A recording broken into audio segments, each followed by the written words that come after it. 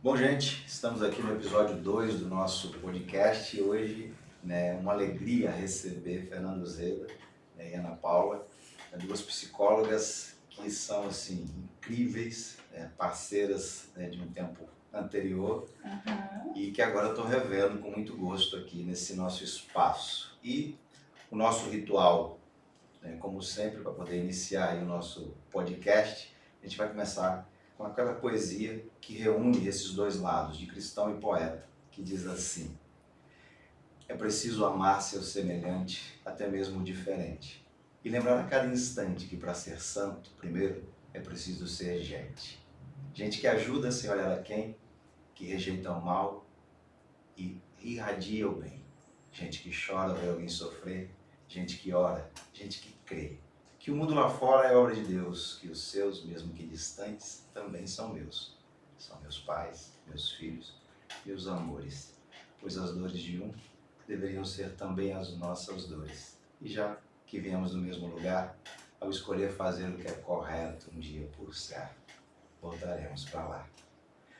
Iniciamos então e vamos conhecer um pouquinho mais dessas meninas, dessas profissionais extremamente ilibadas, que tiveram uma dificuldade, inclusive, nas agendas para poder estar aqui. Eu lutei muito para poder conseguir trazê-las para cá, porque são concorridas, né? E eu queria conhecer, assim, trazer para vocês, apresentar um pouco mais delas, da história delas, do porquê psicologia. Como é que a gente faz aqui as ordens? Ana Paula, Zeda... Tanto faz. Vamos, Ana. Eu? Então tá. Tá, vamos lá. Eu li bem que está nos seus relatos aí nas redes sociais, você é baiana, Sou né? baiana. É de Salvador? Sou de Salvador. Sou metropolitana da Gema, né? Salvador. Como é que foi a infância em Salvador e, na sequência, por que psicologia? Ai, não, a infância em Salvador foi como qualquer baiano, né? A gente nasce já estreando. Então, minha família é muito da farra, muito da brincadeira. Então, eu já vim de uma família que talvez TDAH, então sempre na zoada, sempre muito movimento na casa. E assim, meu pai e minha mãe são muito diferentes, né? Então, minha mãe cristã, evangélica, bem pacata, mas TDAH zona, de me esquecer na escola, Rogério, várias vezes. De eu ter aquela sensação de ser esquecida e ela ainda brigar comigo, porque às vezes ela achava que era culpa minha, eu adolescente, não chegar em casa. Eu falava, mãe, mas você prometeu de me buscar.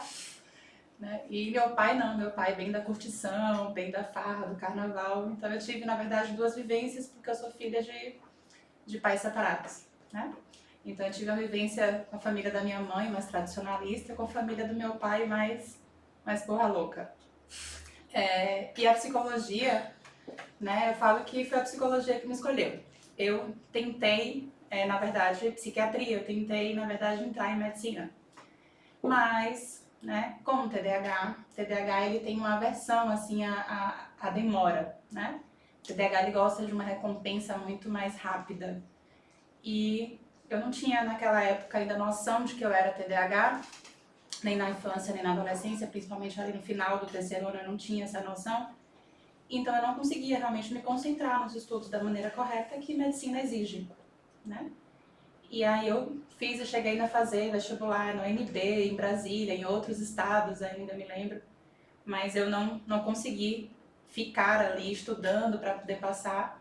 E aí esse imediatismo, essa impulsividade me levou assim, eu vou então para psicologia. Se não é psiquiatria, eu vou para aquilo que é mais próximo. E aí na época eu fui realmente para psicologia e consegui ingressar em psicologia.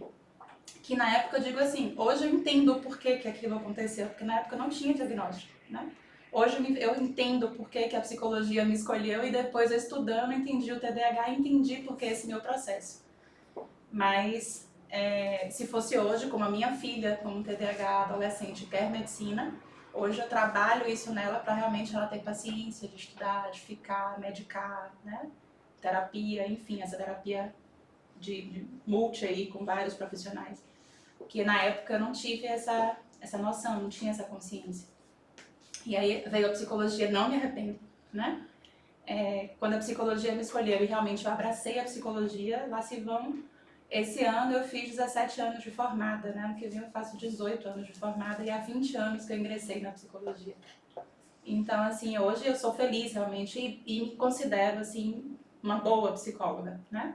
Então, hoje eu tô feliz dentro realmente da profissão.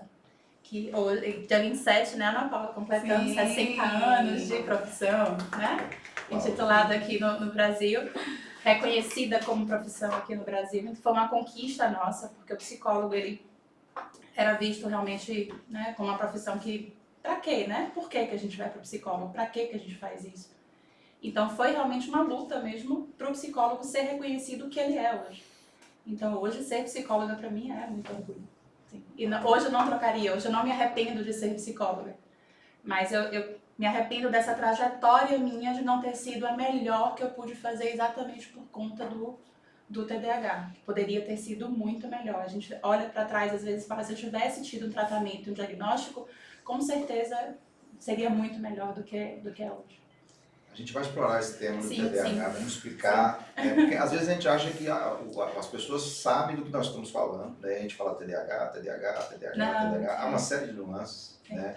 O TDAH, né, é um transtorno de aprendizagem, eu como pedagogo investiguei, né, sobre isso, meu projeto de tese de doutorado fala sobre aquisição de linguagem, um dos empenhos, né, uma das questões que estão lá levantadas é o TDAH, mas vamos agora ouvir um pouquinho, conhecer um pouquinho de Ana Paula. Ana Paula é parisiense, não é? Então, né? Nasceu em Paris ou não? Spoiler, né? Sou lagartense, na realidade. E Nasci é? aqui em Lagarto. Olha, estamos aqui perto olha, da maternidade que eu nasci, Zacarias Júnior, inclusive. Sou natural daqui de Lagarto, mas maior parte da minha vida eu morei em Paripiranga, né, no interior, no povoado Taquara. Cheguei até a morar aqui no povoado aqui de Lagarto, Carcará. Mas foram só 4 meses, estudei aqui na escola municipal de Inglaterra, aqui do Quilombo, que é um povoado aqui também de Lagarto. Mas a maior parte da minha vida, assim, foi em Paripiranga, né, Bahia. Eu não sabia, né, que Fernando Zeda era TDAH, né, tinha, né, sintomas de TDAH, descobri recentemente. Mas você eu desconfiava, porque você realmente tem, assim, uma... Como assim?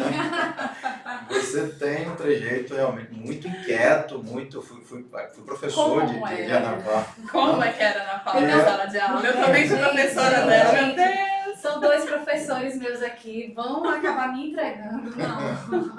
Como assim? Eu convivi muito pouco tempo contigo. Não, eu convivi muitos anos com E aí, assim, esse pouco tempo foi suficiente para eu poder, né, verificar assim, que era realmente algo né, que saltava aos olhos. A inquietude, Pois é, mas eu trazia pra ela, que eu me via muito nela. Eu trazia pra é ela por isso que quando vocês eu era viraram aluna. comparsas, né? Sim, de certa forma, sim. E meu apelido na faculdade, Rogério, era maluca.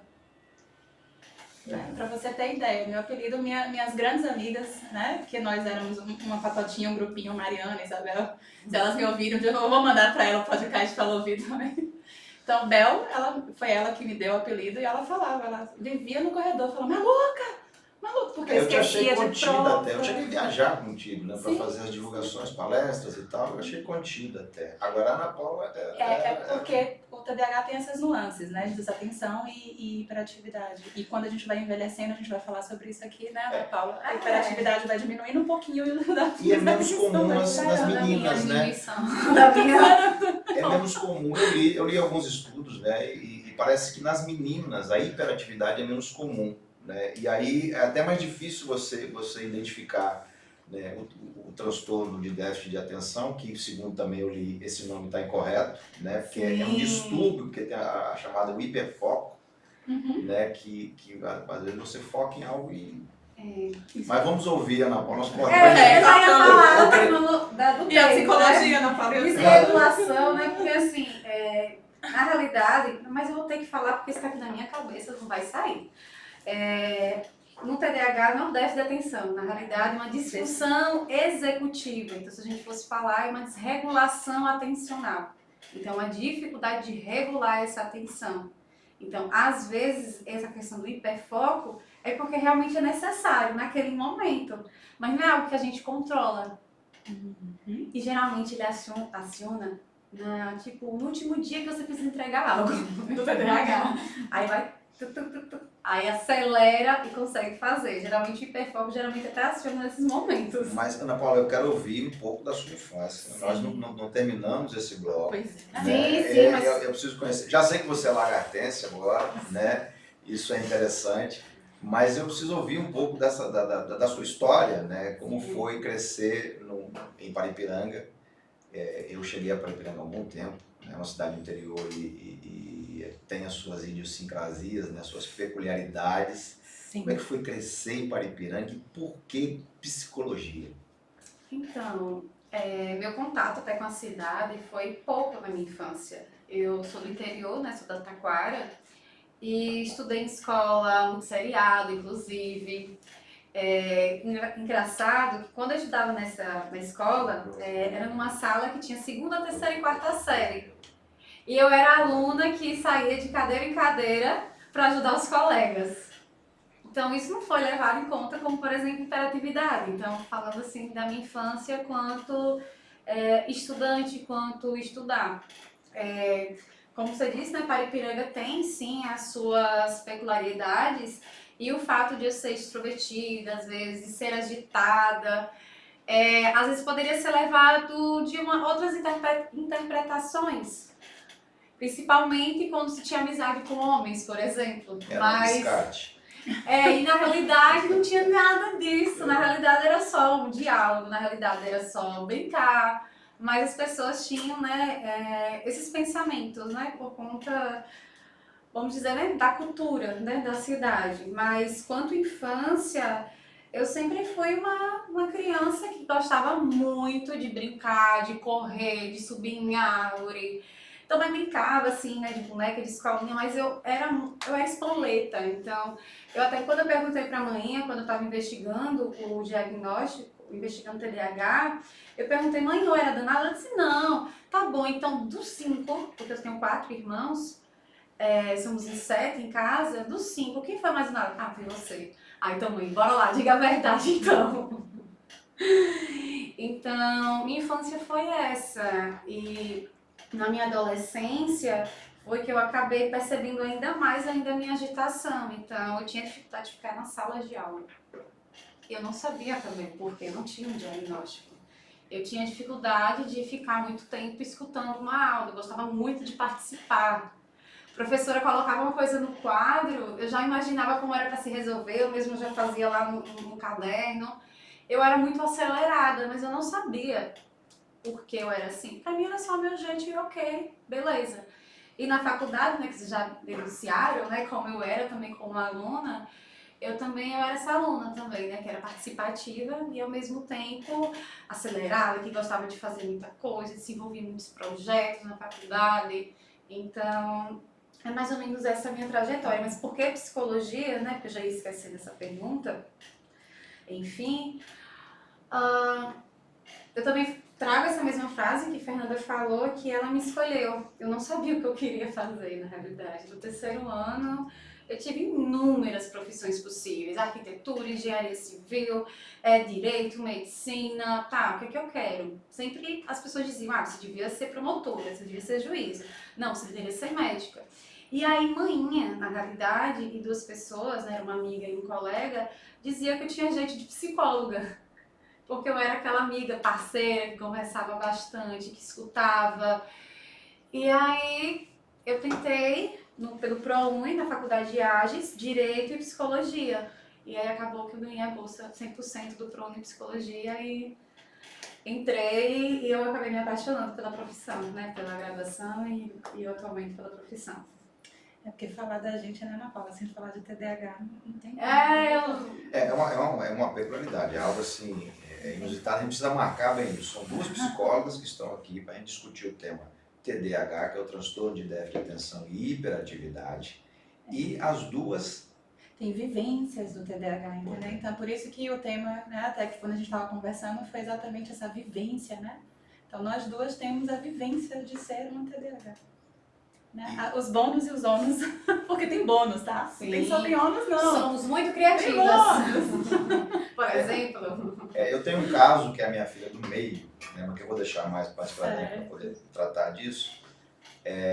Mas assim, hoje quem está nos ouvindo, né, que é pai, ou até que vive essa angústia, né, da desatenção, do foco, né, a questão do foco, e às vezes tem um filho, né, que é capeta, né, que não para e não sabe o que fazer. Qual é a conduta? O que o pai tem que fazer? Como é que a gente tem que lidar com essas questões? Porque, assim, hoje as coisas se complicaram um pouco mais, né? Se complicaram. Eu estava lendo um artigo sobre a evolução disso, né? E já se falava, há muito tempo atrás, há um inventor, inclusive, que é precursor da ficção científica, chamado Hugo Bersbeck, que em 1925 ele falava que uma das tarefas mais complexas que ele achava era se concentrar em algo por um tempo maior. Tanto que ele inventou um capacete, né, de madeira que ele botava na cabeça para poder isolar os barulhos e conseguir se concentrar no que ele estava fazendo. Isso em 1925. Você imagine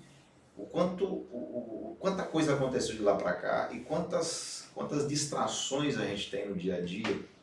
E como é que isso impacta nas pessoas. E o surgimento do TDAH, eu sei que vocês estudaram muito sobre isso, até porque, né, padecem dos efeitos negativos e aproveitam, lógico, os efeitos positivos, né, dessa condição.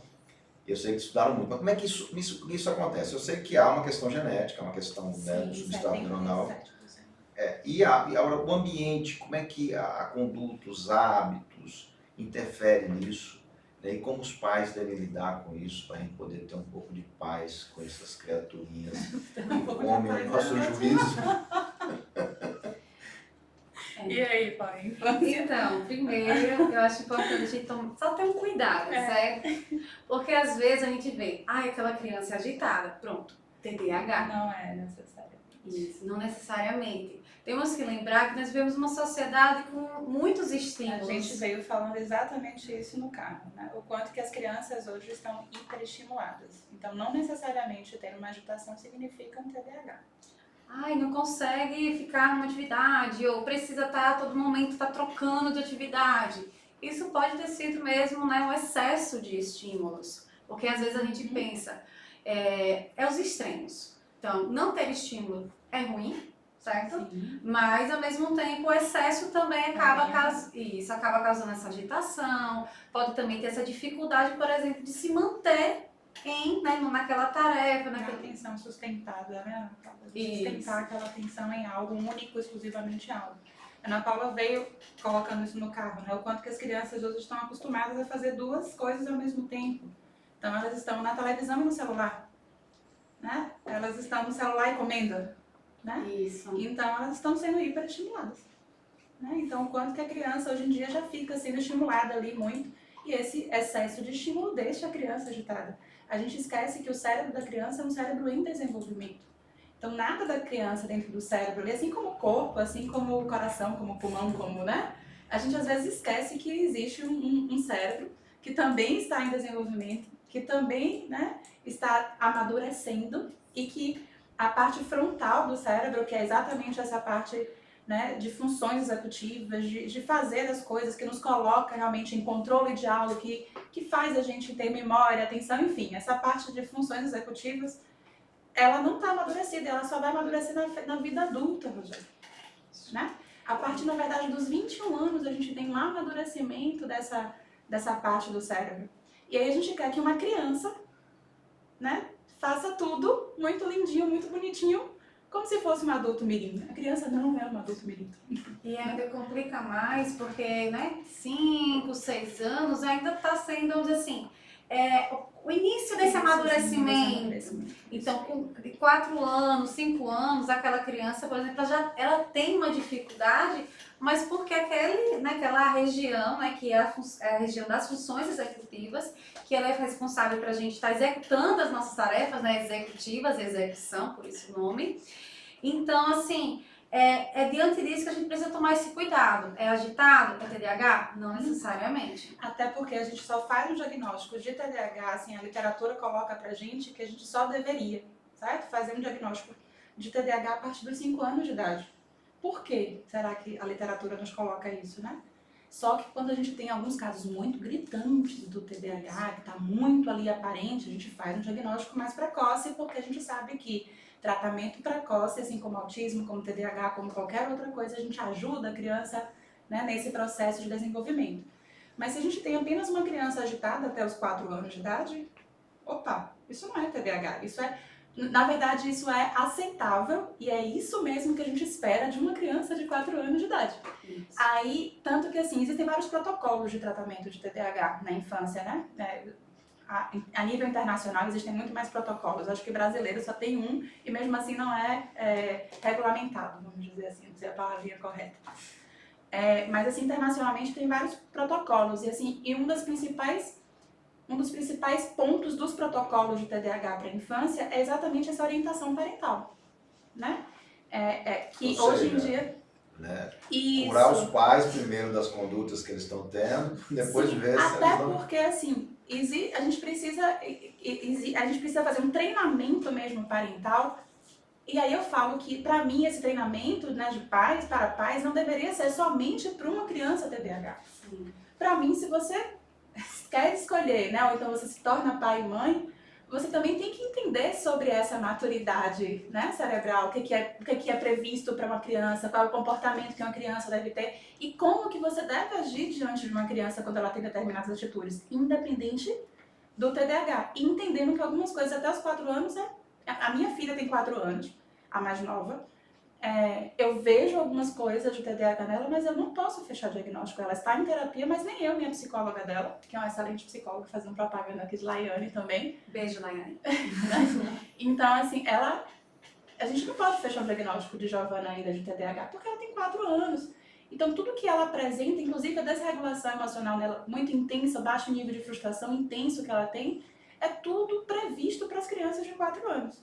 Agora, se isso perdurar e permanecer a partir dos 5, 6 anos, aí a gente começa a fazer uma avaliação neuropsicológica mais intensa para a gente ver realmente se existe ou não um TDAH ali.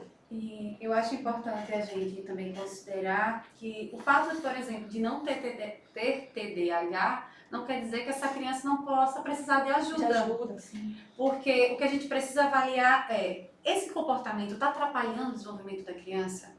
Esse comportamento está atrapalhando a rotina dessa criança? Então, Que é o que aconteceu com a Giovana, né? isso. Então, se é algo disfuncional, então a gente precisa cuidar, mesmo sem diagnóstico. Me perguntam muito, mas como você sendo psicóloga, você coloca sua filha em terapia? Muitos pacientes me perguntam isso e muitas pessoas me perguntam isso, né? E eu vejo, às vezes, os olhares das escolas que Giovana já estudou, não vou citar nomes, para não ser as 2 escolas, né? As 2 escolas que Giovana já estudou, todas as 2 já olharam para mim, tipo assim, mas sua filha é filha de psicóloga, né? Como é que você não dá conta disso? Né? Existem esses olhares. Mas são coisas que eu não vou dar conta que minha filha precisa de ajuda externa. E que ela precisa de um profissional para ajudar isso. Porque aquele comportamento dela estava sendo realmente disfuncional. Ela estava tendo muitos prejuízos a nível, né, acadêmico, a nível social, a nível, né, emocional. Ela estava tendo prejuízos e ela precisa, mesmo tendo 4 aninhos. E a gente precisa olhar isso para as crianças. Né? Prevenção. E o legal, sabe o que é também da gente lembrar? Que você não é a psicóloga da Sim, Giovana. eu sou mãe da Giovana. É a mãe da Giovana, então não vai agir como psicóloga, vai agir como mãe. Sim.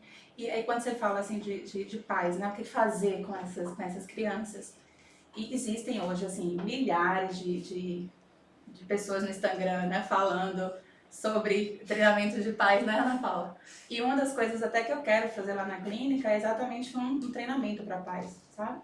Mas existem teorias, certo? Assim, muito fantásticas, certo? Que lidam com treinamento de pais, que falam do treinamento de pais e que os pais precisam realmente saber de como lidar com determinados comportamentos. Por exemplo, birra a gente acolhe. Birra a gente não briga. Birra a gente acolhe. Como minha criança vai estar me batendo, vai estar lá quebrando tudo e eu vou abraçar? Sim, você vai abraçar. Né? E aí, como fazer isso? É difícil. Eu costumo questionar isso, né? A gente precisa de habilitação para dirigir. Aí tem que fazer aulas teóricas, aulas práticas para poder conduzir o carro. E não há nenhuma exigência de habilitação para ser pai e para ser mãe. Né? Basta ser fértil, né? E ter pouco juízo. E lá fazer também, né?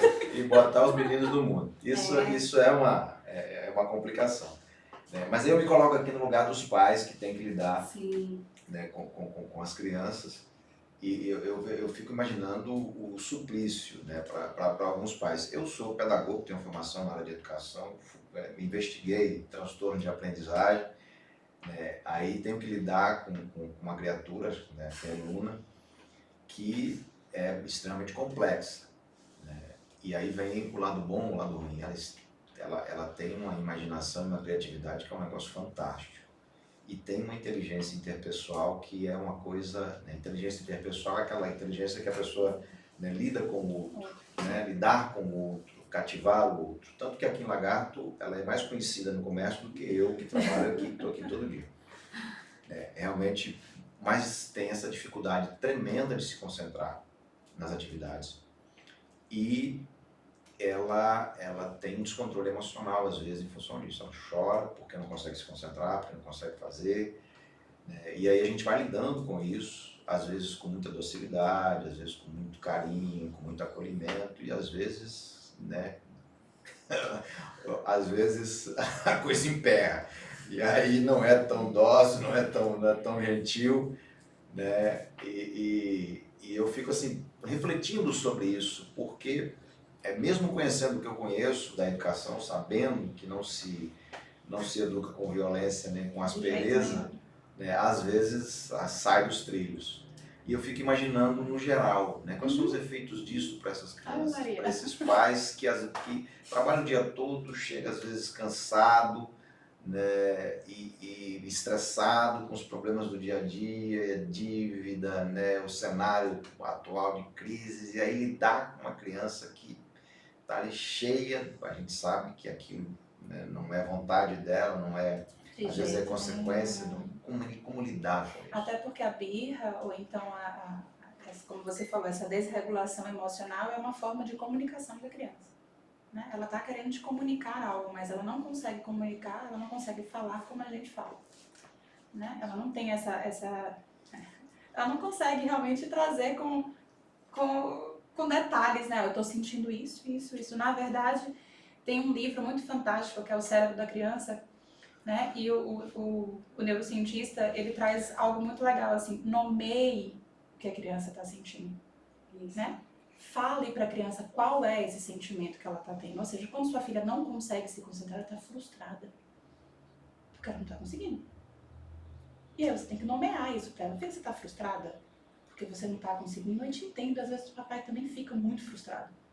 Né? Ou então, quando às vezes eu trago para a Giovana, você está com raiva? Ela, não, mãe. Eu falo, não, você não está com raiva, então você está triste? Ela, isso! Né? Então, assim, às vezes ela não sabe nem o que ela está sentindo. Então, às vezes eu trago uma emoção para ela e ela mesma grita, não! Né? Eu não estou com raiva, mesmo ela estando gritando, e ela não está realmente. Eu falo, então é triste? Ela, isso! Né? Eu estou triste, mãe!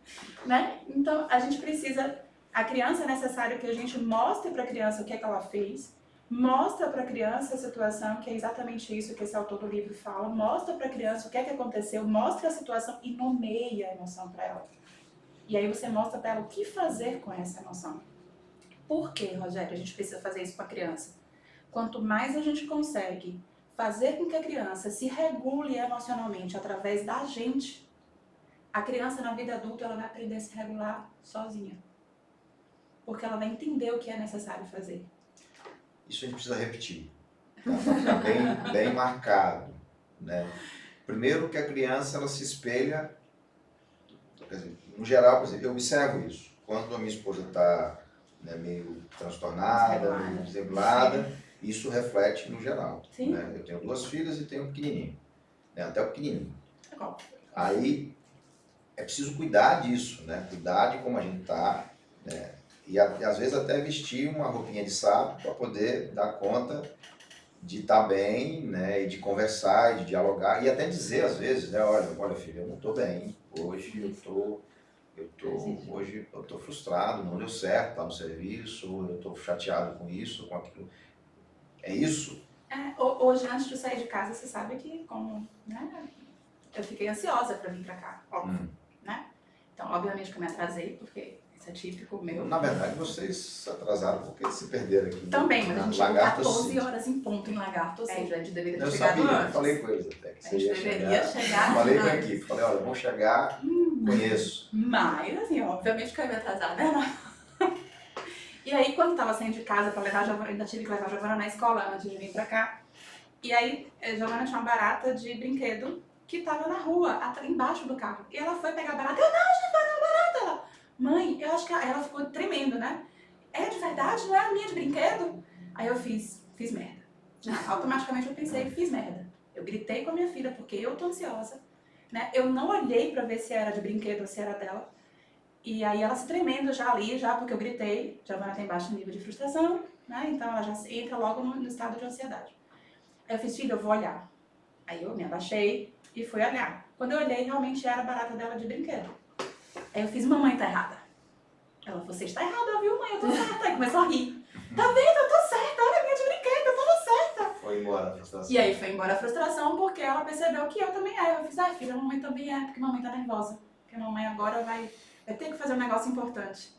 E aí eu botei ela no carro e ali eu fui acalmando e acalmando ela. Mas assim, a gente erra porque a gente tá nervosa, a gente tá desregulado. Né, Ana Paula? E é importante pontuar isso porque, assim, às vezes vai ao extremo, né? Os pais acabam começando a se cobrar demais também. Poxa, mas eu não sei lidar com isso, como é que eu vou lidar? E realmente, porque se a gente olha para a educação também que a gente não recebeu educação emocional na infância.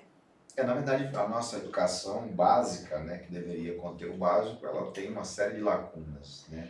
Sim. E aí, essa questão emocional é uma, né, que deveria começar em casa, mas como eu disse, a gente não tira a carteira de habilitação para ser pai nem para ser mãe. Isso. Né? Falta isso. E eu trabalho bastante, né, com os pais, né, eu trabalho com criança, trabalho também com adolescente, para eles não se sentirem culpados também por não estarem conseguindo fazer, ou por eles estarem errando. Então, imediatamente, né, eu preciso acolher esses pais, mas eu também acabo direcionando. Então, trazendo para eles também, sim, eles erram, né, e ok. Sim, né, preciso, né, fazer dessa forma, vamos tentar desse jeito. Então, vou orientando, mas não no sentido de apontar também, de julgar. É importante também a gente acolher esses pais. E, em algumas situações, eu também direciono eles para fazerem terapia, por exemplo. Para eles também aprenderem também nessa educação e regulação emocional. Pais também precisam se cuidar. Ultimamente eu tenho até encaminhado para terapia familiar, viu, Rogério? Ou seja, fazer todo mundo realmente da casa, principalmente quando é adolescente. Às vezes eu encaminho para fazer a terapia o adolescente e a mãe, ou e o pai, ou o adolescente, a mãe e o pai. Porque às vezes esse contexto familiar termina realmente atrapalhar. Não tem uma imagem, tem um meme no Instagram que eu acho fantástico, eu não sei se você já viu. Que aí tem um gatinho, tem um cara fazendo cimento, né? E aí o cimento todo lisinho, aí tem assim, terapeuta, né? Aí o terapeuta tá ali, alisando, fazendo tudo bonitinho, que não sei. Hoje aconteceu, né? Algo disso parecido comigo. Aí o terapeuta tá ali fazendo algo lisinho. Aí daqui a pouco a outra imagem é um gato passando em cima do cimento e deixando as marcas, bagunçando tudo. Aí assim, o terapeuta tá alisando e a família tá bagunçando. Você fala, meu Deus, quando que eu vou conseguir? Aí você precisa realmente da família ali. Tem alguns momentos que são cruciais. Né? Você falou aí a questão do adolescente. Né? A adolescência é um momento crucial. A entrada na escola também é um momento crucial, né, para essas questões. E a gente vai falar um pouquinho mais disso no segundo bloco. Ok. Tá, vamos dar uma paradinha agora para poder checar tudo, sabe? E a gente vai falar sobre isso já no segundo bloco. Enquanto isso, a gente vai batendo papo. Bom, para iniciar esse bloco, a gente vai trazer aqui uma poesia temática que fala do TDAH e diz assim: desvio os meus olhos e me vejo partir, seguindo sem rumo uma nova estrada. Perco meu foco, que insiste em fugir, no meio da rua, olhando para o nada. Cada luz que se acende, fisga o olhar. Cada som tocando chama a atenção. Toda história lembrada me faz viajar para outro tempo que corre no outro chão. Isso aí. TDAH é mais ou menos isso. TDAH. Bom, nós falávamos da questão da escola, né? Essa vida acadêmica, quando a criança entra na escola, que essas questões ficam mais evidentes. E eu queria também que vocês falassem um pouquinho da diferença, eu li a respeito, não sei se isso é real, entre o TDAH nos meninos e o TDAH nas meninas. Me parece que a diferença é uma questão cultural, porque menina é tratada de um jeito, menina é tratada de outro, mas eu ouvi dizer que a hiperatividade é menos comum nas meninas. Isso está certo ou não? Então, realmente, né, se a gente for estimar, né, de acordo com as últimas pesquisas, meninas, né, é mais comum que seja a predominância de desatenção, o subtipo do TDAH. E em meninos, hiperatividade e a combinada, que no caso é desatenção mais hiperatividade barra impulsividade. Só que também é importante ressaltar algo. Quando a gente fala, né, de tipos do TDAH, a gente está falando de apresentações.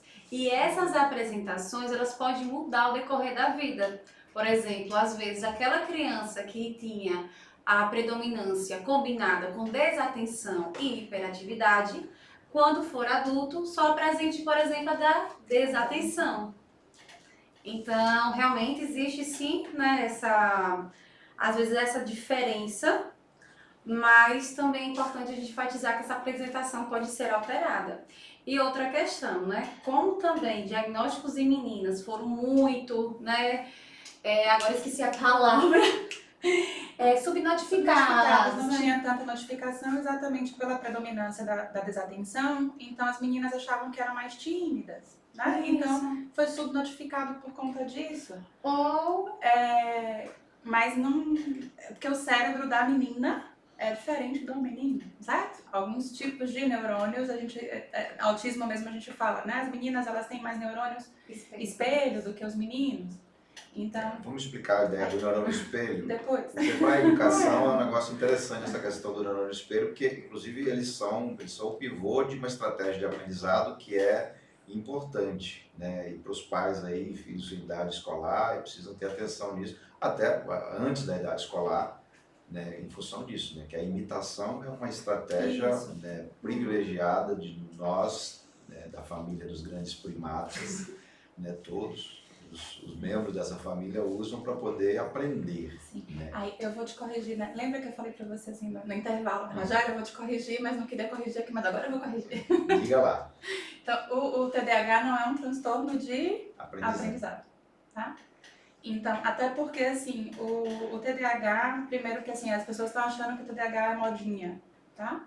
Então, o TDAH não é modinha. A gente fala de TDAH desde que a gente iniciou os estudos lá atrás. Só que, obviamente, a ciência, ela evolui a cada ano, a cada minuto, na verdade, eu costumo brincar, né?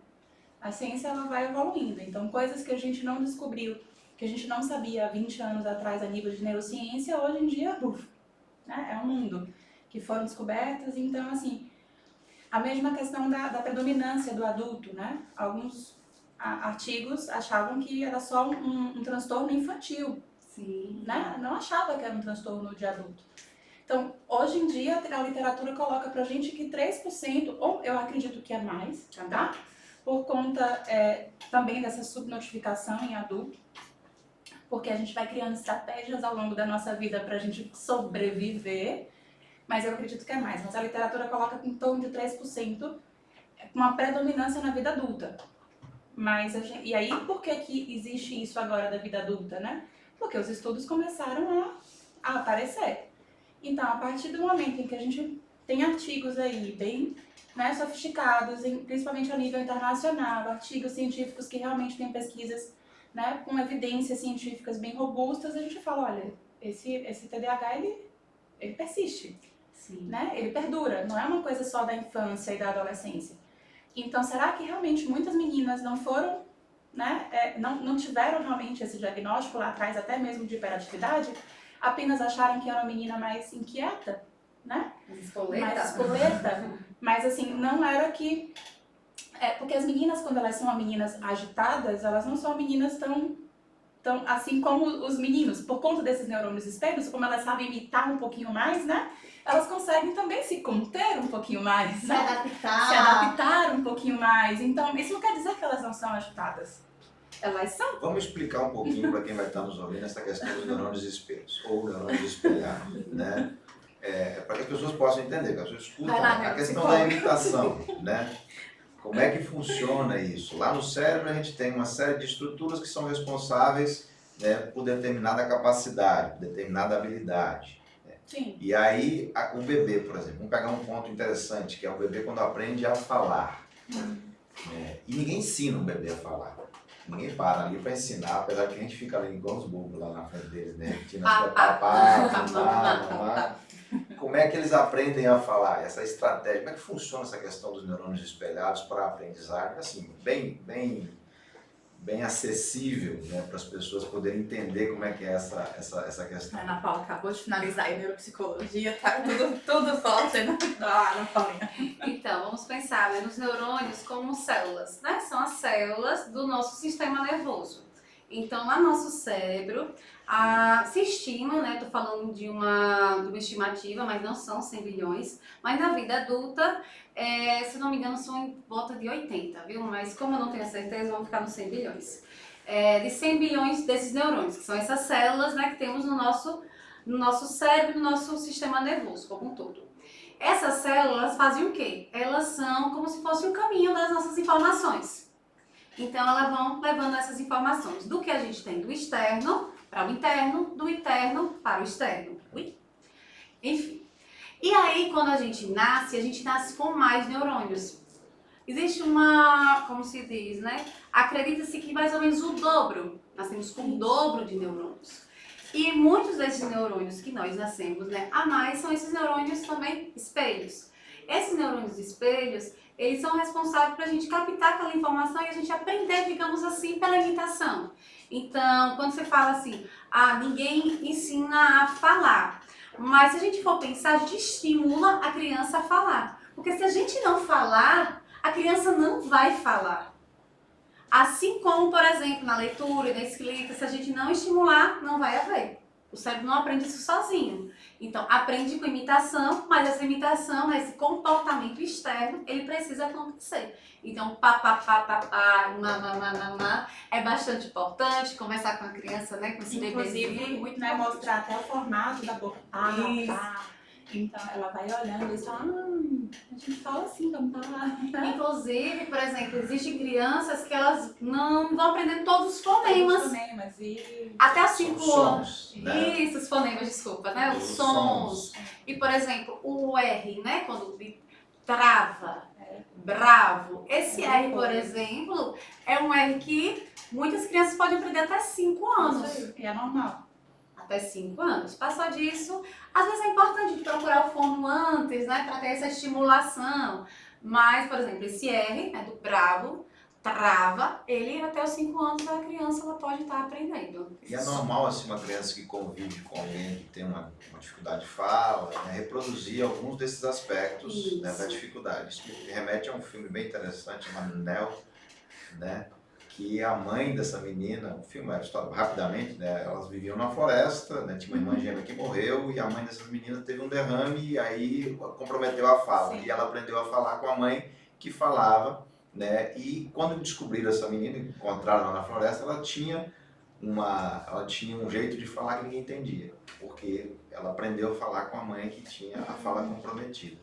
Então, assim, ser falante, conversar com a criança e pronunciar com bastante clareza o que você quer. A linguagem de bebê que a gente usa, né, com a criança. E aí? Não. Deve-se. Não. Né, falar errado. Os fones vão concordar comigo. Não. Ou seja, a gente tem que falar com eles. Sim, nem no diminutivo, tá? Copinho, né? Celularzinho, não. Celular. Falar de maneira clara, né? Pronunciar todos os S's e todos os R's. Tudo. E a criança compreende, assim. E ela entende e ela começa a reproduzir depois aquilo, ela vai entendendo, né? Que ela fala, ela vai entendendo o significado, ela vai entendendo aonde colocar aquela palavra também, onde é que encaixa, né, vai aumentando o vocabulário da criança. Então, até os 2 anos de idade, a gente espera que a criança saiba falar 200 palavras, né? Ter um vocabulário já preciso ali que ela fala. Então, se a criança não fala, minha gente, não quer dizer que a criança não fala porque é preguiçosa. Pelo amor de Deus, leve para um fono. Isso. Né? Porque a gente sabe que atraso de linguagem está associado a milhares de transtornos, né? É que são áreas diferentes do cérebro, né? É preciso entender esse caminho da linguagem, né? Sim, Nós sim. temos áreas diferentes do cérebro. Uma está responsável por processar os sons que são ouvidos, né? Está aqui no lobo temporal, que é essa parte aqui perto da orelha. E outros que são responsáveis por articular a fala, a parte motora, né? Falar é uma atividade motora. Então está no lobo frontal, numa área que é chamada área de Broca. Broca é um cientista. Não, a motora, né? A motora, ela é se... Vamos lá. É parietal, né? É aqui. O motor é parietal. O Broca ele fica próximo desse frontal mesmo, viu? Mas ela ou ela Ela é mais temporal, né? Não, Isso, é temporal. Mas assim, o que interessa para as pessoas saber que são áreas diferentes assim, e a pessoa, o fato dela não falar não quer dizer que ela não entende, né? Localizacionista, né? Antigamente se estudava muito o contexto até de neuro, né? Nesse contexto mesmo localizacionista. A gente sabe que realmente existem áreas localizadas para determinadas questões. Só que a gente também traz hoje a neurociência como um campo diverso, que a gente sabe que, né, esse cérebro funciona muitas vezes como um todo e muitas vezes ele vai realmente se adaptando àquilo que está falho em outro, enfim, né? Temos essas áreas específicas e temos as áreas associativas Isso. que ajudam, que às vezes não é só uma área que vai precisar, vai precisar de duas áreas, por exemplo, essa questão da fala. Do cérebro, né? Isso. Exatamente. Então, para essa fala, né, ela vai ter essa região do Broca, tem Wernicke, que é porque nome, decorar nome, Isso, não é comigo. Pois é, não é comigo, aí você tá trazendo coisas. É aquela coisa Isso assim, é só uma curiosidade. Às vezes. E na verdade, assim, o que interessa aqui é saber que são áreas diferentes do cérebro e a criança pode desenvolver uma capacidade de entender o que é dito, né, de maneira muito clara e ter dificuldade de verbalizar. Mas isso aí só se tiver capacidades distintas. Mas só se tiver alguma lesão, alguma coisa, viu, Rogério? Porque é muito difícil isso acontecer. Mas, por exemplo, tem pacientes idosos que sofrem algum trauma, então alguma lesão a nível de derrame, alguma coisa, a gente já começa a observar realmente essa disfagia, né? Mas assim, a nível de criança mesmo, de dificuldade de fala, a gente só se tiver alguma estrutura ali que não esteja funcionando, que é pouco provável. E nós estamos saindo do nosso tema. Mas isso é importante também, até porque assim, eu vou voltar a falar a correção, assim, o TDAH ele não é um transtorno de aprendizagem. Então, nem eu nem a Ana Paula, por exemplo, a gente tem dificuldade de aprendizagem. Eu não tenho nenhuma dificuldade de aprendizagem. A Ana Paula também não tem nenhuma dificuldade de aprendizagem, muito pelo contrário. Eu pareço um radar, certo? Muitas vezes eu sei das coisas, mas se você me perguntar, Fernanda, onde foi que você leu isso? Eu falo, não sei. Mesma coisa aqui. Não sei, mas se você for pesquisar, você vai ver até que o autor tal fala aquilo tal e que eu li, mas eu não sei onde foi que eu li. Então, eu tenho uma dificuldade, eu tenho uma facilidade muito grande de aprender as coisas. E de reproduzir isso, meu aprendizado, eu reproduzo isso na minha área, assim, de forma muito fantástica. Mas eu não sei onde foi que eu li, em que lugar, qual é o autor que fala. Eu tenho dificuldade de tentar fazer isso. Então, página tal de livro, meu Deus, eu nunca vou decorar a página tal que eu li aqui. Não me peça isso, que isso aí vai ser impossível. Então, só concluir, não me perca. Então, assim, o transtorno do TDAH, assim como, né, o autismo, eles são transtornos neurobiológicos mesmo, né? Então, a gente está falando realmente de um funcionamento cerebral de forma típica.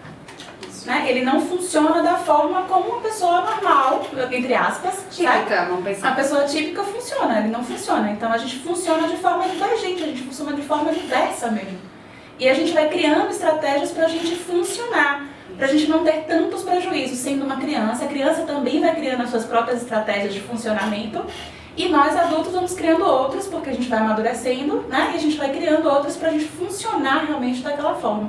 Então não é um transtorno de aprendizagem. Assim, isso precisa ficar muito claro, inclusive, para os professores, né? Isso. Porque muitos professores têm a ideia de um TDAH como um transtorno de aprendizagem, ou seja, necessariamente uma criança que tem TDAH vai ter dificuldade de aprender. Não. Inclusive, foi bom, Fernanda, você mencionar também, porque eu lembro que eu perguntei à minha professora do infantil sobre como era o meu comportamento, porque eu estava na investigação do TDAH e por ser um transtorno, sim, do neurodesenvolvimento que inicia na infância, a gente precisa entender como era esse funcionamento desse adulto, né, que não recebeu o diagnóstico antes, na infância.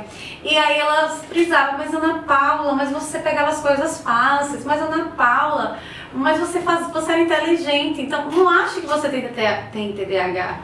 E, enfim, e por conta disso, por acreditar também que ser um transtorno às vezes de aprendizagem, ou que necessariamente o TDAH precisa ter dificuldade de aprendizagem, muitas crianças, muitos adolescentes e muitos adultos não são diagnosticados com TDAH. E aí é onde entra essa questão das meninas, né? Porque as meninas também deixaram de ser diagnosticadas, talvez por elas serem subnotificadas aí, porque elas ficam meio perdidas, né? Muitas donas de casa que não foram submetidas a algumas coisas, apenas que queimam feijão diariamente, né? Que queimam arroz, que esquece de fazer alguma coisa. Quem é que queima? Não, tô procurando. Então, assim, minha mãe é assim, minha mãe na cozinha é um desastre. Eu tenho que ficar na cozinha. Então, assim, essa que vai criando estratégias, realmente a dona de casa que vai criando estratégias ali de funcionamento, e ela foi subnotificada, mas às vezes ela é agitada, às vezes ela fala demais. Pronto, um outro sintoma do TDAH. E eu e a Paula, a gente tem aqui, de não querer nem deixar você falar, entendeu? O TDAH fala demais, né? Então a gente termina falando e entrando na fala do outro, interrompendo o outro sem deixar falar. O TDAH tem muito isso. E às vezes uma mulher tem muito isso. Isso é uma forma de hiperatividade, mas não é agitada. Então as meninas, às vezes, aquela menina que se intromete na fala do adulto, que vai falando, que vai dando opinião ali, que não sei o que. E aí a gente fala, poxa, essa menina não é hiperativa, né? Não, ela não tem TDAH, ela é super inteligente. Mas assim, aí às vezes ela é... Um questionamento. Sim. O TEA, né, o transtorno do espectro autista, ele tem níveis, né? Sim. E aí o TDAH também passa por isso? Tem. Moderado, grave? Tem. No TEA, né, de acordo com o DSM-5, a gente identifica como 3 níveis, né? Que são níveis de suporte. Explicar para as pessoas Pronto. o que é o DSM-5. Ah, desculpa, perdão, é porque... O DSM-5 é um manual do diagnóstico americano. Baixar o PDF aí do DSM-5. É um diagnóstico, né? É um manual do diagnóstico americano. A gente é baseado, né, por esse DSM-5 para fazer os diagnósticos a nível de transtornos psiquiátricos em geral. É lá onde está o nominho do transtorno e Isso, as as características e para você também... poder ser capaz de identificar. Isso, né? tem as E características é 5 e os porque ele sintomas. muda também, né? Ele vai sendo Isso. aprimorado. O E aí DSM-5 é o mais novo e está saindo agora o DSM-5 revisado, né? Então, assim, já saiu o DSM-5, mas mesmo assim, vamos dizer assim, ele já está desatualizado, né? Porque em inglês ele já saiu a versão revisada e já muitas coisas do DSM-5 já foi revisada agora. Foi esse ano, né, doutor? Foi, mas quando o TDAH, por exemplo, a gente não precisa, né, se preocupar, preocupar, profissionais, não houve mudança, houve acréscimos, Acréscimos. teve de alguns transtornos, e se eu não me engano vai ter alteração no critério diagnóstico de autismo, se eu não me engano vai ter. Se eu não tiver, né, falhando a memória. E assim, o DSM-5 é esse manual, né, de diagnóstico, mas também podemos utilizar o CID, né, que agora são os CID-11. Eu não estou tão familiarizada ainda com o CID-11, mas CID é Classificação Internacional de Doenças. Isso, obrigada. Mas, por exemplo, no CID-10, a parte que era de transtornos mentais era o CID-10F, então era na categoria F que a gente encontrava. Não sei também como é que tá o CID-11. Não, porque como usamos tanto o DSM-5, a gente acaba, né, focando nele. E assim, nesse DSM-5, no autismo, né, no transtorno do espectro autista, são trazidos 3 níveis, né? O nível 1, nível 2 e nível 3. Esse nível não está relacionado ao grau de sintoma. Nem a gravidade. Isso. Tem de ser mais grave. Mas... Inclusive, né, autismo leve, é uma terminologia que é interessante a gente rever, inclusive. Mas eu acho que isso aí deve ser tema de outro podcast, né? Vamos trabalhar. Até porque, assim, a Ana Paula trabalha muito com TEA na infância e na adolescência, né? E eu trabalho muito com TEA em adulto. A gente tem aqui na rádio um programa de um colega nosso, que é o vereador aqui da cidade, né, Josivaldo, que trabalha com crianças no espectro. O filho dele está no espectro, ele tem na ecoterapia aqui do Lagarto. Sim. né? E é um programa, inclusive, quando a gente for falar de TEA, a Josival tem que estar presente, Ótimo, né? sim. Para a gente poder discutir com quem viveu isso, né? Com o Uhum. filho e tudo mais, quais são as angústias, né? Até para ajudar as pessoas que vão passar por isso, ou que estão passando por isso, que é uma O coisa... interessante do TEA também é essa questão, assim, que eu faço muito diagnóstico na adolescência, já adolescência é adulto e adulto, viu, Rogério? Então, muitos, né, Ana Paula, a gente discute muitos casos, então, recentemente, adultos jovens, eu fiz diagnóstico de 4 pessoas. É comum, ou não existe, né? É comum o déficit de atenção em quem é TEA, quem está no Sim. transtorno do espectro autista?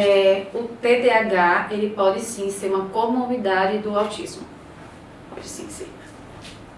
Assim como quem tem TDAH tem 3 vezes mais chances de ter outros transtornos psiquiátricos. Então, quem tem TDAH, a probabilidade de ter depressão, ansiedade, toque, transtorno de personalidade é muito maior.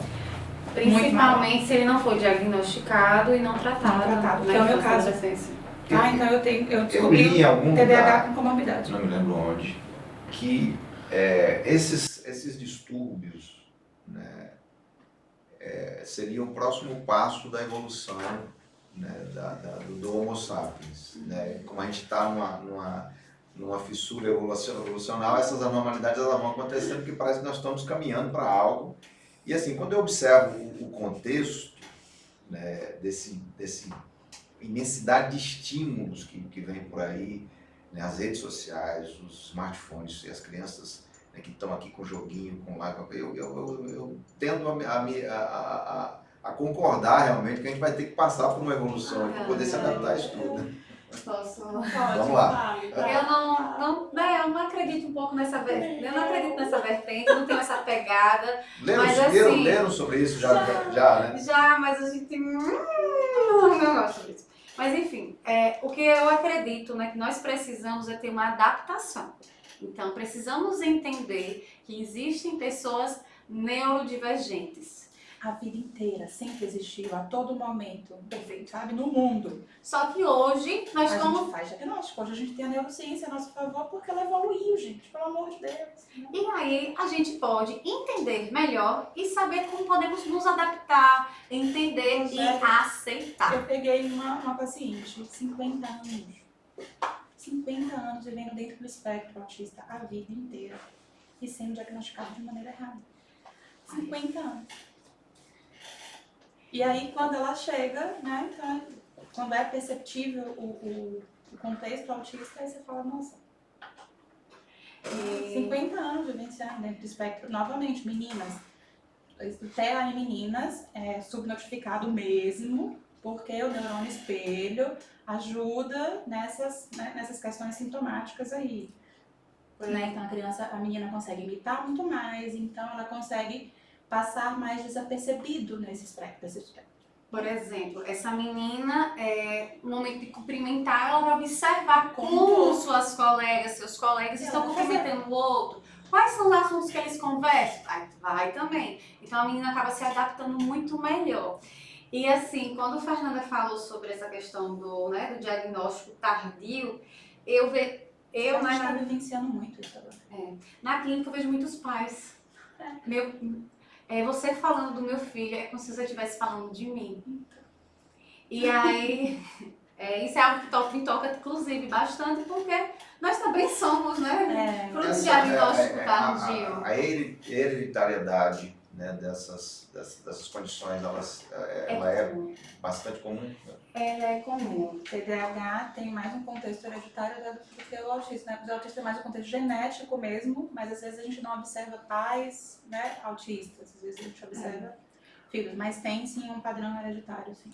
Todos, né, são genéticos. Aí quando a gente fala de genética... Genético diferente de hereditariedade, né? São coisas diferentes. Ser genético e ser hereditário são... Que dicas você daria assim, para os pais que estão passando por isso, né? Tem a criança agitada e já percebe que a criança aos 2, 3 anos de idade já tem nessa idade eles têm, né, são 220 direto, mas tem alguns que vão além, né? Vão além. Avaliação. Hoje eu não trabalho mais com criança, né? E a Ana Paula é quem é meu suporte isso lá na clínica, né? Ana Paula, Laiane, Jane, Bianca, elas trabalham com criança. Tô esquecendo de alguém, meu Deus, porque é normal, viu, gente? Me perdoe se eu esqueci. Mas as meninas trabalham com criança. Não, acho que só essa não vai criança. Eu não, hoje em dia não trabalho mais com criança porque a demanda de adulto aumentou assustadoramente. Então hoje eu só pego adolescente, mesmo assim adolescente já com 15 anos em diante, né? E aí eu tenho feito realmente alguns diagnósticos, né? Desde que eu fiz neuropsicologia, né? Eu tenho tentado me aprofundar mais nesse aspecto mesmo de TEA, de TDAH adulto, exatamente nessa questão, né, neurobiológica aí, para a gente estudar um pouquinho mais e entender realmente o que acontece nessa fase adulta, e a gente tem feito mais diagnósticos. E aí, a gente precisa realmente, assim, entender que precisa ser avaliado. Isso. Se você tem alguma coisa, seja você criança, né, como pai e mãe, seja adulto, e você percebe que existe algo ali, procure avaliação. Isso, e não necessariamente quer dizer que você vai ter ou não vai ter, mas quando a gente procura essa avaliação, a gente vai tirar, digamos assim, essa dúvida. E outra dica que eu sugiro é que procurem profissionais, por exemplo, que mais se envolvem mais nessa área. Então, por exemplo, tem profissionais que eles vão estar mais voltados aos transtornos de humor, por exemplo, outros aos transtornos do neurodesenvolvimento, como TDAH, autismo, transtorno de aprendizagens, como dislexia, disgrafia, descalculia. Então, é porque também tem assim, né? A gente não consegue se especializar em tudo, sabe, Rogério? A gente não consegue ser bom em tudo. E a gente precisa entender isso. Então, quem é psicólogo infantil vai perceber isso, vai ter que entender que vai ter que escolher um nicho de trabalho. Né? Não dá para você ser psicólogo infantil e você atender toda a demanda infantil. Não dá. E porque você vai ter que estudar muito aquilo ali. Você vai ter que realmente se colocar muito à disposição. Então, às vezes, você é um psicólogo infantil, mas você não tem experiência com TDAH e TEA. Nossa, não trabalha, encaminha. Isso. E assim, voltando a responder a pergunta, porque a gente acaba vai e volta, TDAH. Então, assim, né, procure ajuda. Então, às vezes as pessoas perguntam, tá, vou procurar primeiro o médico, o psicólogo. Gente, simplesmente procure o profissional que você tiver um acesso mais facilitado. Minha criança não fala até o ano, vai pro fono. O fono vai encaminhar o resto. Minha filha é agitada, eu não consigo lidar. Procure um psicólogo, porque ele vai lidar com comportamento, ele vai encaminhar o resto. Né? Enfim. E o quanto antes, até porque autismo, né, e TDAH também, mas assim, o autismo principalmente, né? O tratamento precoce em autismo é fantástico. Então, todas as crianças que eu já atendi abaixo de 2 anos, hoje, né, você olha assim e você fala, não, essa criança é autista, né? Porque o tratamento precoce, assim, é realmente muito legal. Trazendo no contexto do senso comum, entendeu? Mesmo, não psicológico, né? Mas é porque muitas pessoas... às vezes, o senso comum, assim, quando fala, não, esse menino não é autista, não. Né? Ele fala normal, ele se comunica, ele não sei o que. Então, assim, mas por que é interessante? Porque você consegue dar o suporte necessário para ele, para poder ele realmente ter uma vida, né, mais saudável, com mais funcionalidade, que ele consegue funcionar realmente muito melhor. Então é muito importante o tratamento precoce. E, por exemplo, né, no comunicação. No TDAH, esse tratamento precoce vai ser com 5, 6 anos. No autismo, 2 anos, por exemplo, 3 anos. Então, inclusive, dá para realizar diagnósticos de autismo em bebês. Isso aí.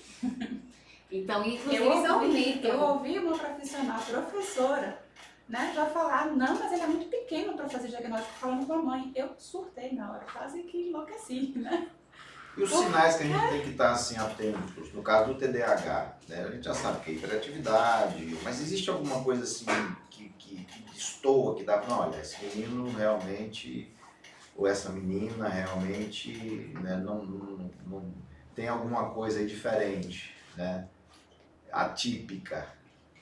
Bora lá. Então, por exemplo, tá com dificuldade de realizar as tarefas. Então, começa a fazer a tarefa e vai lanchar. Começa a tarefa e vai... eu tenho que fazer isso. Então, acaba não conseguindo ficar sentada para iniciar e concluir uma tarefa. Isso, por exemplo, é um sinal. Crianças gostam muito de pintura. Então, se você colocar aí aqueles mosaicos para pintar, você sentou lá, Mas conseguiu pintar tudo, de fazer os negocinhos, tudo, isso chegou é até o final. Depende Não também. quer dizer nada. Por exemplo, se tiver muito interesse, por exemplo, uma criança com Se ela TDAH gosta- também vai Se ela concluir. tiver o hiperfoco em pintura, ela vai concluir. Agora, se ela... Não é muito o que interessa a ela e tem outra coisa que vai Aí ela vai ficar ser... mudando. Aí pode ser até batucar. Ela vai ficar mudando. A questão é você ver realmente como um todo. Outra coisa interessante com o TDAH é que, assim, não funciona somente em um lugar, tá? Então, não é somente em casa que ele é assim. Não, ele é assim na escola, ele é assim em casa, ele é assim no nível social, ele é assim na casa do avô, ele é assim em todos os lugares. Que aí você descartaria a variável ambiente. Exatamente. Né? Então, em todos os lugares ele tem esse tipo de comportamento. Aí a gente fala, opa, né? Isso aqui é um sinal. Então, é uma criança que você chama às vezes, porque o TDAH também às vezes tem dificuldade de você chamar e executar, né? Quando ele não tá no hiperfoco dele ali, você também vai chamar e ele não vai te dar tanta atenção naquele processo. Ele não escuta, ele tá ali, você tá falando e não Se ele tá... tiver no hiperfoco dele ali, por exemplo, ele estiver no videogame jogando, Eu era assistir desenho, por exemplo. Então, minha mãe chamava e eu não escutava. Mas quando estão falando de mim, eu vi o nome da Paula, oi? pronto. Eu vou dar um exemplo, né? Então, eu dou um comando para minha filha, ela consegue fazer comandos. Mas no meio do comando ela muda. Então, às vezes eu falo assim, Giovana, pega esse copo para mim. Se ela for focada ali, ela vai conseguir pegar o copo de boa. Mas às vezes ela tá no meio do copo, ela se distraiu com a batata aqui, e ela vai pegar a batata, vai começar a comer. E eu falei, filha, mas o que foi que eu pedi pra você? E ela, não sei, né? Então foi o que mesmo, mãe? Então, assim, ela já vai desfocando. Já quando ela tem 4 anos, mas, por exemplo, a Ana Paula também tem esse tipo de comportamento, né? De você pedir, ela desfocar. No meio do processo, ela desfocar para outras coisas. Ela não consegue finalizar aquilo ali com bastante precisão. Esquece as regras, por Desregulação exemplo. emocional. Esquece as regras, quando você tá falando isso, também puxou a questão de regras. Olha, sempre que a roupa suja tiver, bota no cesto. Sim. Aí a gente pensa que não, tá em cima do vaso, tá em cima da cama, tá em cima do sofá. Eu li em algum lugar que São todos sinais. o TDAH ele tem dificuldade de metabolizar uma substância que dá prazer, né? Uma substância que aí ele fica buscando isso. A dopamina. A dopamina. Que ele fica buscando isso, né, incessantemente, Busca prazer, microdoses de dopamina.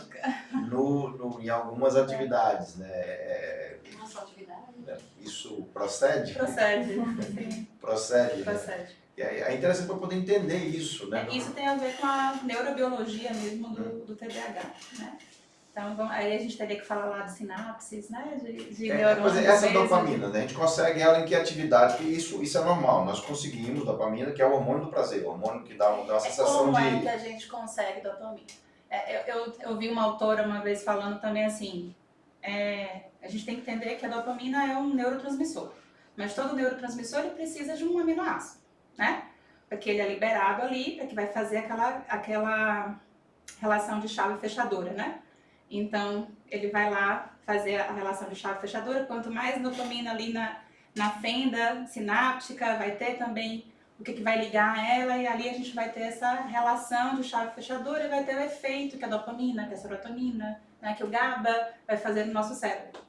Esses são neurotransmissores que são importantes no Que são cérebro. importantes. E a gente ajuda, né, nesses neurotransmissores de que forma? Com nossa vida cotidiana. Então, a minha alimentação é importante para essa quantidade de neurotransmissores que eu tenho no meu cérebro. Por quê? Porque na minha alimentação, por exemplo, o triptofano, né, é rico em castanhas, certo?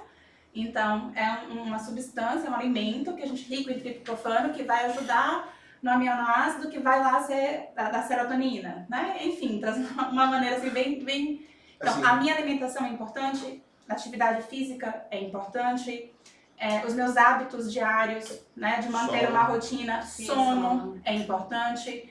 Por que isso é importante, Fernanda? Porque isso vai lá atuar no neurotransmissor. Então, um TDAH, ele tem essas dificuldades de neurotransmissores também, porque a vida do TDAH é uma zona, né? Então, e aí quanto mais ele fica nesse hiperfoco ali, nessa sensação dopaminérgica, que ele tem falta de fazer as outras coisas da maneira correta, e aí ele vai buscar prazer em alguma coisa. Aí ele busca prazer, por exemplo, em algum tipo de compulsão. E aí ele vai ficar fazendo ali aquela compulsão ali, fazendo, para ele sentir prazer. Quando ele se enche de prazer, aí ele sai dali, só que ele vai gerar o quê? Culpa. Né? Ele vai se encher de frustração porque, na verdade, o que tinha que ser feito não foi feito. Então, ele entra nessa ação dopaminérgica, mas depois ele vai levar a culpa, porque no mesmo lugar do cérebro que vai funcionar o prazer, vai funcionar o sofrimento. Né? E vou dar um exemplo, por exemplo, eu tenho que fazer uma tarefa da escola. Tá, mas tem um videogame ali. É que é mais divertido. Ah, eu vou jogar então. Joga. Por quê? Você enche de prazer, eita. Aí deu 11 horas da noite, era já tá dormida porque acorda cedinho pra estudar. Mas e agora? Como é que eu faço o dever? E agora? Mas não vai ficar legal. E aí eu vou começar a atividade naquele momento. Aí, em vez de eu aumentei a dopamina, mas aí daqui a pouco eu vou fazer atividade. 11 horas da noite, eu vou diminuir a dopamina.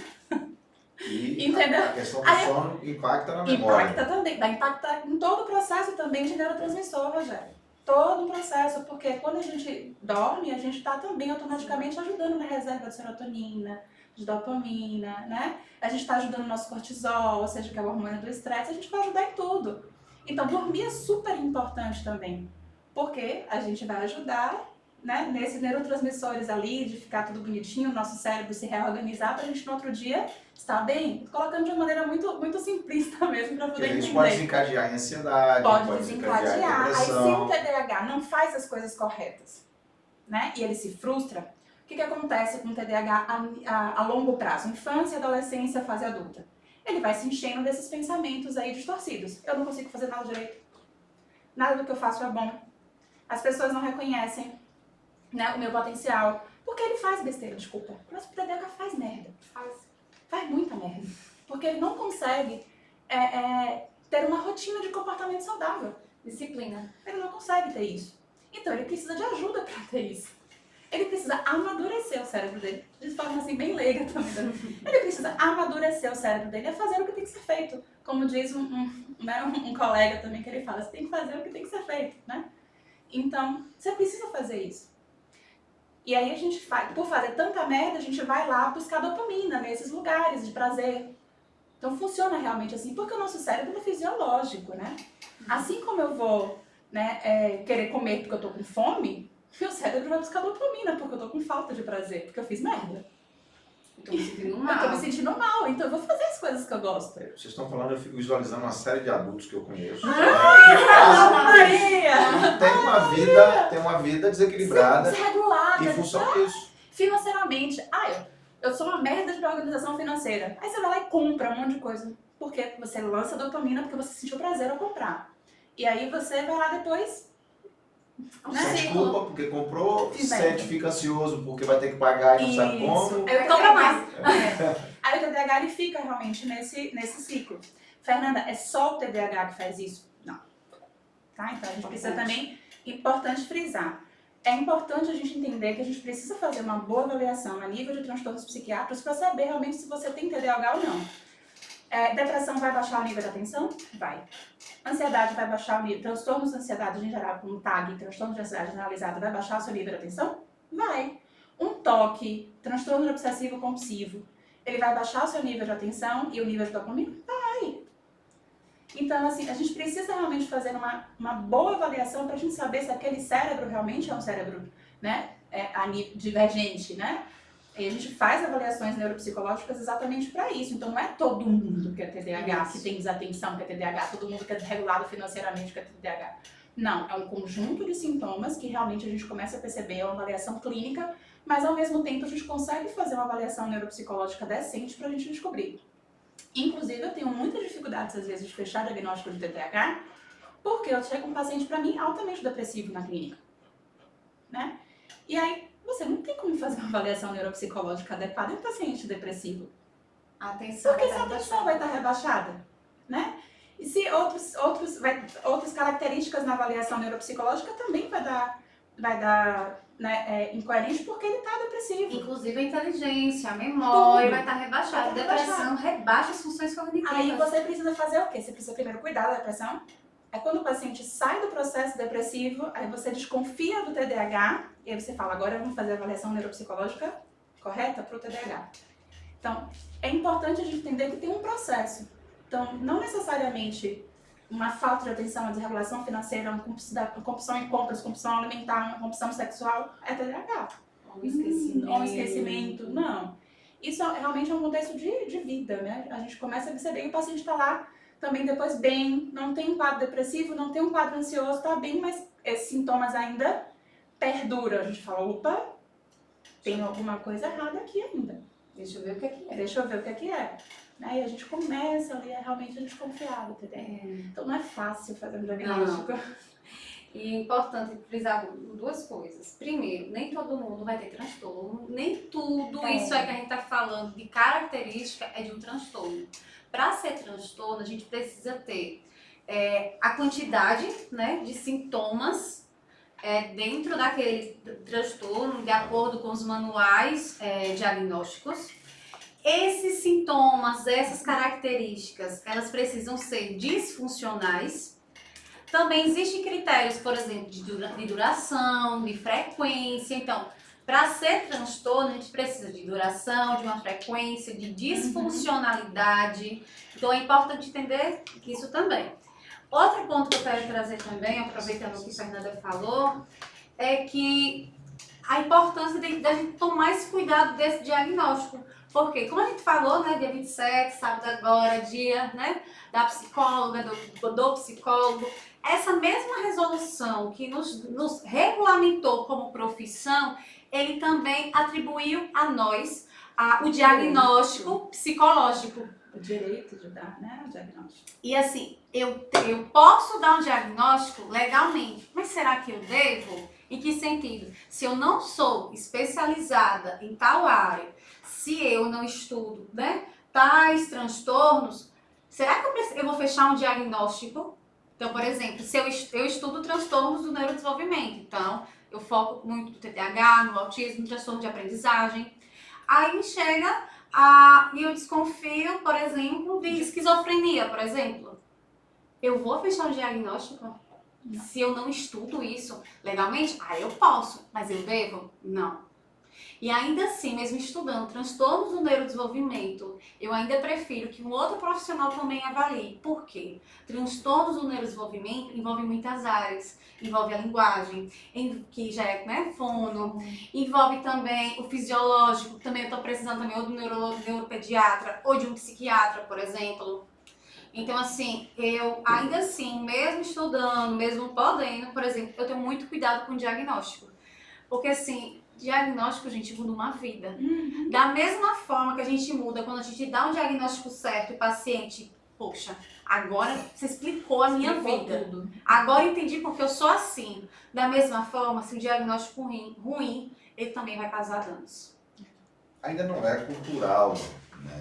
Não é cultural essa busca, né? E eu, na fala de vocês, eu fico visualizando pessoas que poderiam realmente melhorar muito a qualidade de vida se buscassem, né, um psicólogo para poder entender, sim, tentar entender a sua condição, mesmo que não seja um transtorno. Sim, né? Mas a nível comportamental pode estar algo ali. Perfeito. E aí, eu fico imaginando que isso deveria fazer parte da nossa cultura. A gente não aprende isso na escola também, que quando né, há um problema aí, a gente precisa buscar, né, a ajuda de quem realmente entende do assunto. Desculpa, é foda. Por que é foda? Porque assim, se seu braço está doendo, você vai procurar um médico.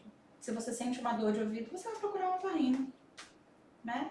Se você tem uma disfunção comportamental, por que não procurar um psicólogo? É foda, porque assim, quando o paciente vai chegar pra mim, muitas vezes, né? Eu já tenho um paciente que foi pra inúmeros médicos, né? E já passou por inúmeras situações de vida e que aí você fala, pô, por que não procurou um psicólogo antes? Há muito tempo atrás. Aí chega pro psicólogo, já pro psicólogo dar jeito, que é isso que eles querem. Que eles querem que o psicólogo dê jeito em poucas sessões. Sim. Né? Então me diga o que fazer agora para melhorar. Não é assim, né? Não tem uma varinha mágica. Não tem varinha mágica, mas ele já passou por inúmeras situações de vida e ele nunca procurou psicólogo para ele entender a forma como ele pensa, como ele sente, como ele se comporta no mundo. Porque a gente precisa entender que algumas coisas são transtornos, algumas pessoas têm transtornos, né, psiquiátricos. Por quê? Porque desenvolveram esses padrões de pensamento, de emoção, de comportamento disfuncional ao longo da vida. Se você não tivesse ao longo da sua vida, né? E eu não estou falando de TEA nem de TDAH, porque é um transtorno neurobiológico, já é um padrão diferente. Estou falando dos outros transtornos psiquiátricos que são desenvolvidos, como depressão, ansiedade, toque, né? Transtorno afetivo bipolar, estou falando dos outros. Que aí a gente está falando realmente de um estilo de vida de disfunção realmente ali, de cognitiva, de emoção, de comportamento, e que levou a esse desenvolvimento desses transtornos, sendo que se você procurasse isso cedo, provavelmente você não chegaria a desenvolver esses transtornos. Então a gente não tem esse hábito de fazer isso com os nossos adolescentes, com as nossas crianças, né? De fazer isso com o adulto jovem, pra gente não chegar a desenvolver. Quando chega na gente, a gente já tá com algo tão grave que a gente, às vezes eu boto a mão na cabeça, Rogério, tem adolescentes que eu pego, eu boto a mão na cabeça e falo, meu Deus, eu faço o que aqui? Eu fico perdida, isso com quase 20 anos de experiência. Na adolescência, a gente escuta muito uma frase seguinte, tá precisando de procurar uma igreja. Ai, meu Deus. E aí, Eu sou cristã, creio muito. Mas não vai ser procurar uma igreja que vai adiantar um transtorno de vida. aí a gente tem relatos de alguns sacerdotes famosos aí que tiveram depressão, né, Sim. e ficaram... E realmente tem que se observar que cada um no seu quadrado. No seu É quadrado. importante, né? A religião é importante, a igreja é Sim, importante, é um tem seu suporte. papel. Agora, quando se trata dessas questões, né, que são da alçada dos psicólogos, da psicologia, precisa buscar realmente quem vai dar Claro, possibilidade sim, de né? solucionar esses problemas que estão se levantando. Falando do contexto religioso, assim, às vezes eu escuto muito assim, o Senhor usou o médico para me curar. Né? A gente escuta muito isso, né? Que Deus usou o médico certo para me curar. E aí, muitas vezes eu escuto dentro do meu consultório, eu não precisava de vir aqui para o psicólogo. Se eu fosse para a igreja, eu iria estar conseguindo a mesma coisa. Eu já escutei isso de muitos cristãos, né? E aí eu falo, mas por que o Senhor pode usar um médico para te curar? E ele não pode usar um psicólogo para te ajudar, né? Aí cai a ficha. Somos um profissional de saúde como Da qualquer mesma outro. forma que ele usa um sacerdote, Da mesma forma que usa o sacerdote, somos um profissional de saúde como qualquer outro. Por que não? 5 anos de graduação, mais de 6 anos de graduação.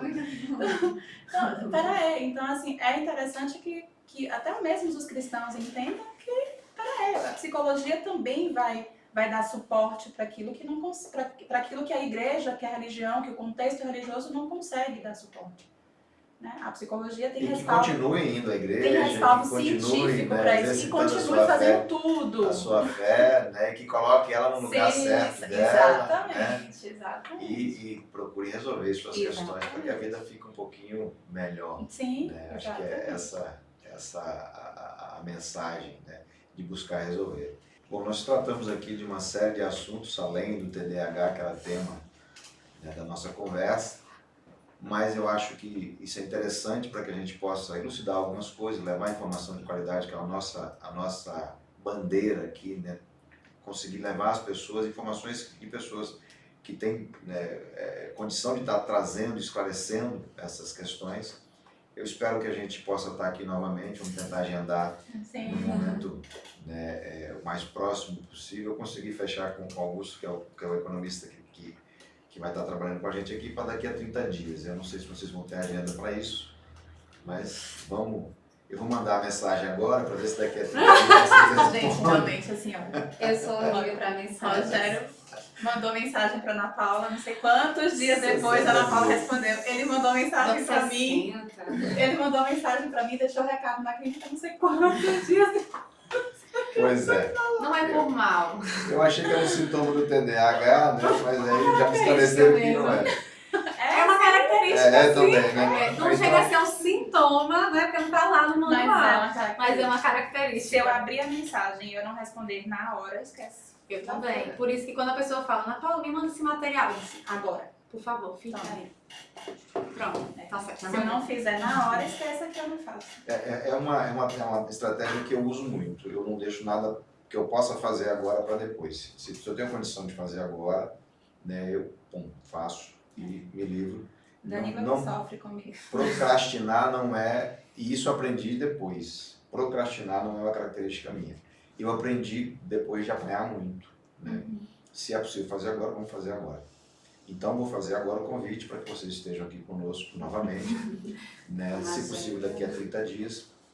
E aí, para a gente poder tratar, eu quero muito falar sobre ansiedade. Eu penso que há uma epidemia, né, de ansiedade. As pessoas estão muito ansiosas, assim, e visualizo isso no dia a dia com as pessoas com quem eu lido.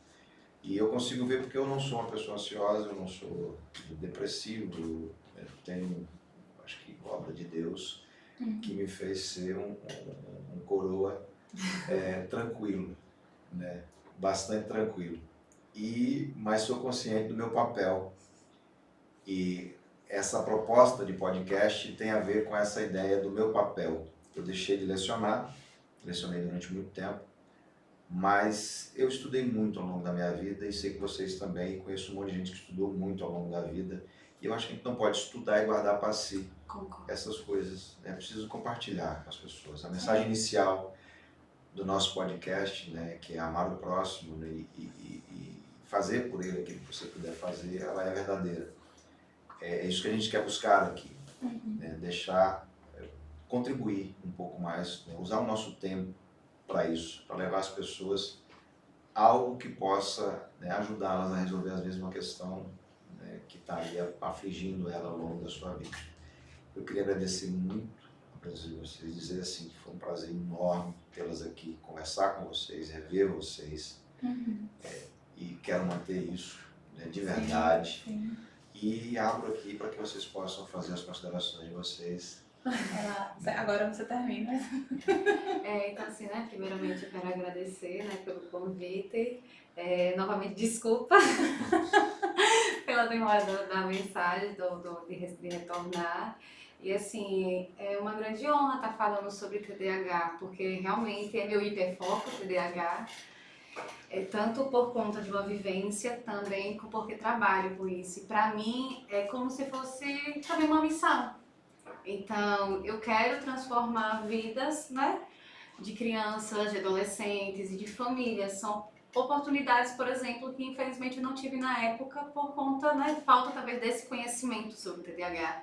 Então, que nós, né, possamos estudar mais, nos especializar mais e possamos também continuar, né, transformando vidas. Sim. Assim, tanto eu quanto a Ana Paula, a gente trabalha, né, em Paripiranga, mas aqui em Lagarto, né, tem profissionais de excelência. Inclusive, eu gosto muito de Anne, que é daqui de Lagarto, que tem uma clínica chamada Conscientemente Kids agora, que é só de criança, né? Você viu, tá lindo. Eu adoraria conversar com ela. Pronto, falei, ela foi, né, também minha ex-aluna, Anne Sângela Vasconcelos, e ela tem também, assim, um arcabouço teórico também fantástico, né? Então, eu acho que a Anne também poderia estar te ajudando também, e ela tem essa experiência aqui em Lagarto, né, com a clínica da Conscientemente. Então, papais e mamães que têm essa dificuldade com as crianças, aí procure, né, a clínica, fazendo propaganda aqui para ela, procure a clínica de Anne. E pessoas que estiverem na região ali, né, de Simão Dias, Paripiranga, a gente está... a Ana Paula atende também, né, em Simão Dias, também procura, né? É muito importante fazer essa avaliação. Também quero agradecer, né, Rogério, o convite. Eu sou falante, eu gosto dessas coisas. Então foi ótimo, foi uma experiência muito boa, voltarei sim. Né? Eu acho que tem um mundo de temas que a gente pode explorar, né? Não só a ansiedade, mas a gente teria, assim, temas diversos para a gente estar falando a nível desse comportamento humano aí, como um todo. E aí é só eu queria traçar, assim, para a nossa próxima participação, assim, trabalhar a ansiedade em redes sociais, né? Esse novo panorama que nós temos, como é que isso está impactando nas crianças, nos adolescentes, nos adultos, né? Como é que isso vem impactando aí na sociedade como um todo. Acho que seria um tema interessante para a gente estar trabalhando. Mais uma vez, Ótimo. muito obrigado. Eu que agradeço. E ficamos por aqui, né? Aguardamos aí uma próxima, que será em breve. Tá Até bom? mais.